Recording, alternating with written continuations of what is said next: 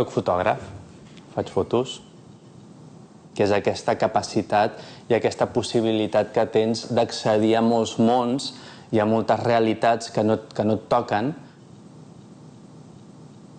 Hi ha fotògrafs que arriben a la fotografia perquè el que volen és ser fotògrafs de guerra o el que volen és ser grans retratistes de gent famosa o els encanta la música i volen anar a concerts, etc. A mi no, a mi bàsicament el que m'interessa és el meu entorn.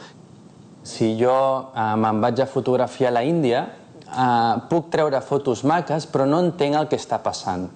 En canvi, quan jo estic fotografiant a Espanya, quan jo fotografio els casaments, quan jo fotografio les comunions, quan jo fotografio els espanyols de vacances, soc capaç de llegir entre línies, soc capaç d'extreure molta informació i puc fer una imatge més crítica, una fotografia més crítica. Jo sempre m'he centrat molt en aquestes històries molt quotidianes i que en principi aparentment no hi ha una notícia darrere. Doncs el treball aquest que estic fent del món de les vacances o el treball aquest que estic fent sobre les grans comilones que organitzen els partits polítics en èpoques d'eleccions. Tot això en principi no és una notícia, no és foto de diari, perquè no passa realment res a les meves fotografies, però a mi justament el que m'interessa és això, aquest espai que en realitat és el 99% de la nostra vida. I sobretot em sento còmode en els espais així més oberts, més lúdics, etc. On jo després també puc fer una crítica social sobre tot això, de com és possible que la gent senti justificada la seva vida treballant 11 mesos a l'any i dedicant aquestes 4 o 5 setmanes que té de vacances a estar a les carreteres fent cues o anant-se a llocs de ciutat de vacaciones. A mi em sorprèn molt aquesta capacitat que té l'home d'adaptació, d'adaptar-se a unes vides tan alienants que ens ha tocat viure i ser capaços de justificar-les amb actes tan poc consistents com aquest tipus de vacança.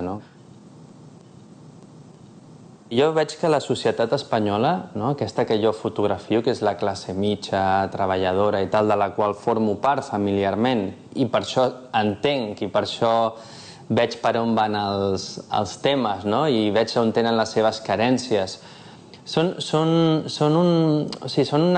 una gent com molt franca, és que ho veus molt clarament. Tu quan veus un tio que va amb el seu Seat Ibiza maqueado, no sé què, superguais i tal, li veus el seu punt dèbil. O sigui, és gent molt...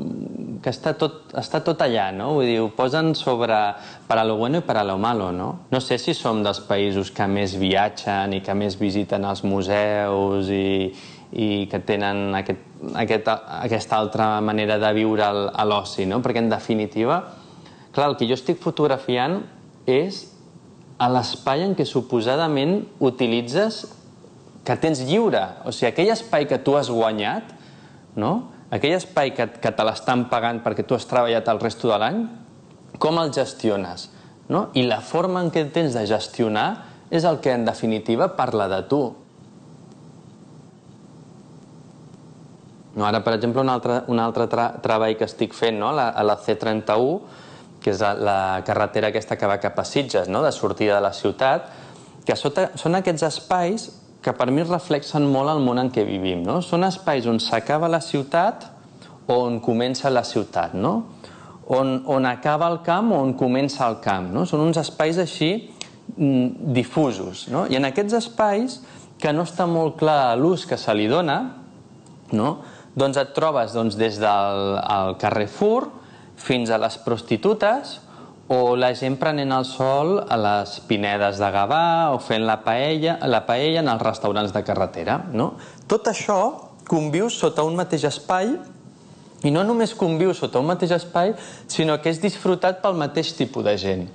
O sigui, potser un tio que un dia va amb la família, el dilluns, quan torna a la fàbrica, para que li facin una mamada per 20 euros. I jo no ho trobo criticable, això. Vull dir, simplement denota una mica la corrupció aquesta del sistema.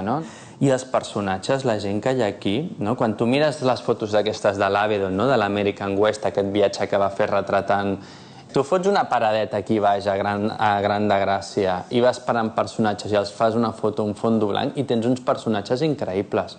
Jo ara que he estat per la zona de Levante, hi ha uns cossos de gent 50, 60, 70 anys, cossos però matxacats per la vida, O sigui, unes estructures d'esquena, de panxes, de cames, de braços, o sigui, forjados allò per una vida dura.